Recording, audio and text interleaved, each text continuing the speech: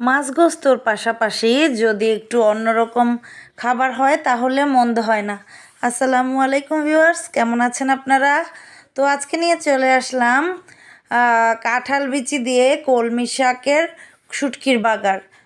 এখানে আমি কাঁঠাল বিচি নিয়েছি হবে 2 মুঠ পরিমাণ, কলমি শাক নিয়েছি 3-4টা, কাঁচামরিচ ফালি করে নিয়েছি, 2 মুঠ পেঁয়াজ নিয়েছি এবং 3টা শুটকি মাছ নিয়েছি, চেপা শুটকি। তো এখন এখানে আমি 2 মুঠ পরিমাণ পেঁয়াজ দিয়ে দিয়েছি এবং হাফ মুঠ হবে প্রায় রসুন কুচি দিয়ে দিয়েছি। কাঁচামরিচ ফালিগুলোও এখন দিয়ে দিচ্ছি। আমি একটু ঝাল কম খাই, আপনারা যদি চান তো কাঁচামরিচের পরিমাণটা একটু বাড়িয়ে নিতে পারেন। এখন দিয়ে দিচ্ছি স্বাদ মতো লবণ।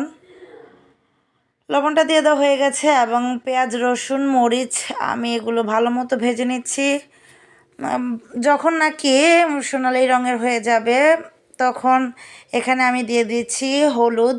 এখানে হলুদের গুঁড়া আমি ব্যবহার করেছি 1.5 চা চামচ পরিমাণ। লাল মরিচের গুঁড়া দিয়েছি 1 চা চামচ এবং ধনিয়ার গুঁড়া দিয়েছি 1 চা চামচ। আপনারা যদি ঝালটা পরিমাণে বেশি খেতে চান তাহলে আপনারা আপনাদের ইচ্ছা মতো ঝালটা বাড়িয়ে নিতে পারেন।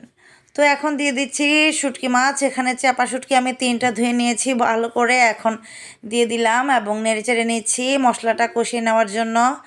মশলাটা এখন আমার ভালো মতো ভেজে নেওয়া হয়ে গেছে। এখন অল্প একটু পানি দিয়েছি মশলাটা কষানোর জন্য। মশলাটা আমার কষানো হয়ে গেছে এবং দেখতেই পাচ্ছেন চারপাশ থেকে তেল উঠে এসেছে। এখন একটু খুন্তির সাহায্যে শুটকি মাছটা একটু ভেঙে ভেঙে দিব যাতে আস্ত না থাকে। এখন দিয়ে দিচ্ছি কাঁঠালের বিচিগুলো। কাঁঠালের বিচিগুলো আমি আগে থেকেই ধুয়ে পরিষ্কার করে নিয়েছি, এখন দিয়ে দিলাম, নেড়েচেড়ে নিচ্ছি।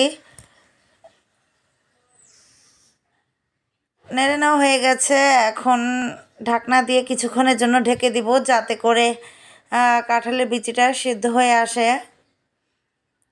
সিদ্ধ হয়ে হয়ে আসবে তখন হচ্ছে আমি একটু পানি দিয়ে দিয়েছি।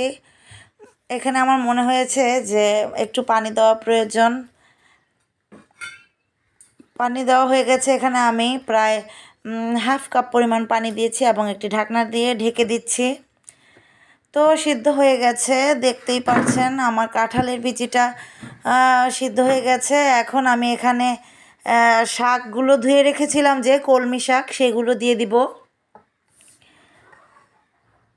আমার মনে হয়েছে যে এখানে একটু লবণের পরিমাণটা কম, তাই আমি একটু লবণ দিয়ে দিয়েছিলাম, যেটা ভিডিওতে স্কিপ হয়ে গেছে। তো এখন আপনারা আপনাদের স্বাদ মতো লবণটা দিয়ে দিবেন। এখন শাকের সঙ্গে কাঁঠালের বিচি এবং কলমি শাকটা ভালো মতো নেড়েচেড়ে মিশিয়ে নিচ্ছি।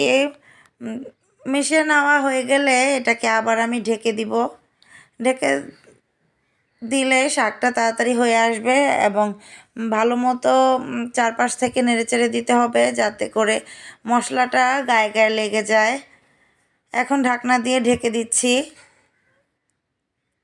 কিছুক্ষণ পর ফিরে আসলাম এবং দেখতেই পাচ্ছেন যে আমার শুটকির বাগারটা হয়ে গেছে। এখন পরিবেশন করেছি আমি লেবু, কাঁচামরিচ এবং এটাকে বিলাতি ধনেপাতা বলে।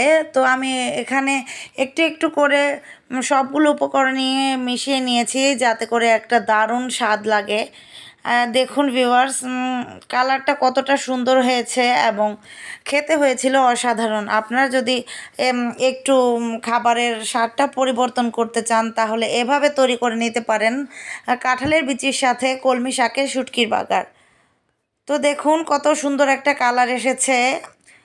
অবশ্য আমি ঝালটা একটু কম খেতে পারি, কিন্তু তাও আজ মনে হলো যে একটু কাঁচামরিচ খেয়ে দেখি কেমন হয়েছে। তো আলহামদুলিল্লাহ, খুবই একটা ভালো স্বাদ হয়েছে। এবং আপনারা যদি অথেন্টিক একটা শুটকির বাগারের স্বাদ পেতে চান তাহলে এভাবে তৈরি করে নিতে পারেন আমার রেসিপিটা ফলো করে। আর আপনাদের যদি আমার রেসিপিটা ভালো লেগে থাকে তাহলে আমার চ্যানেলটিকে সাবস্ক্রাইব করে দিবেন।